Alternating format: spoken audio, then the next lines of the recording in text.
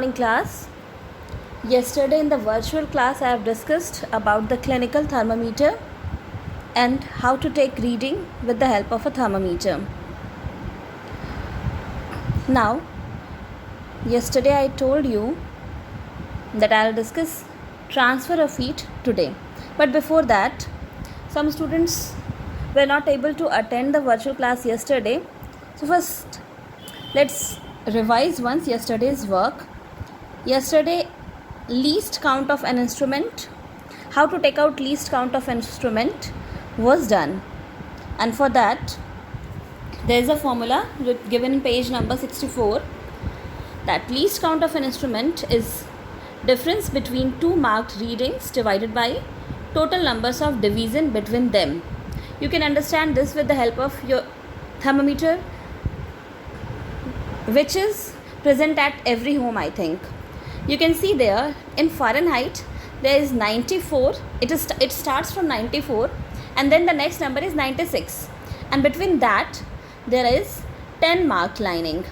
So least count of that instrument, that clinical thermometer which you have at your home, is equal to, first we will write difference between two marked reading, that is 94 to 96. It means 96 minus 94, that is 2. So we will write 2 divided by total numbers of division between them, that is 10. So 2 by 10 is 0.2.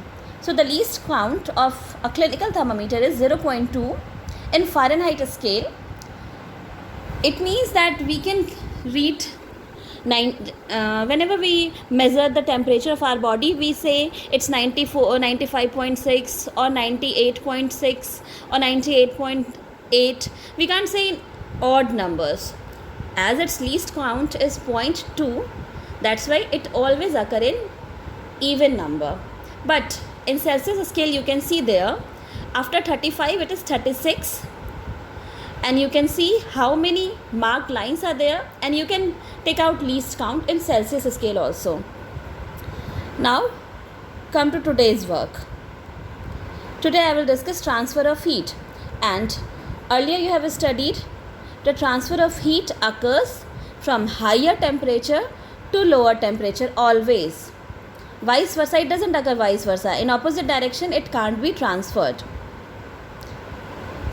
You have seen that if you put a vessel on heat, on flame, gas flame, it is heated whole. It occurs due to transfer of heat from the flame to the vessel, that is made up of metal. And if you keep the glass of warm water at the table, it becomes lukewarm and then it becomes cold. It also occurs due to transfer of heat. In the first case, transfer of heat occurred from high temperature to low temperature. It means from flame to vessel. In second case, warm water releases heat in the atmosphere and become cold. One more example is then when a metal chair is left out in the sun on a hot summer day, it becomes too hot to sit in. You have observed whenever you leave your bicycle or bike outside at the road, it becomes very hot to sit on. Now, how transfer of heat occurs? In nature, there are 3 different methods of transfer of heat, and they are conduction, convection and radiation. Today I will discuss only conduction. Later, all these 3 topics are very important to understand. First of all, what is conduction and where it occurs? Conduction occurs in solids generally. This is the most significant method of transfer of heat in solids. The easiest example is that whenever we put the vessel on flame, it becomes hot. That occurs due to conduction. One example is given here, that a metal rod is taken and it is covered with a thick layer of wax. Wax melts after getting heated, na? So it is coated with melted wax, and then it is fixed and there are some small buttons fixed on the wax coating. You can see here the button is falling down in the picture, and the buttons are fixed at regular intervals.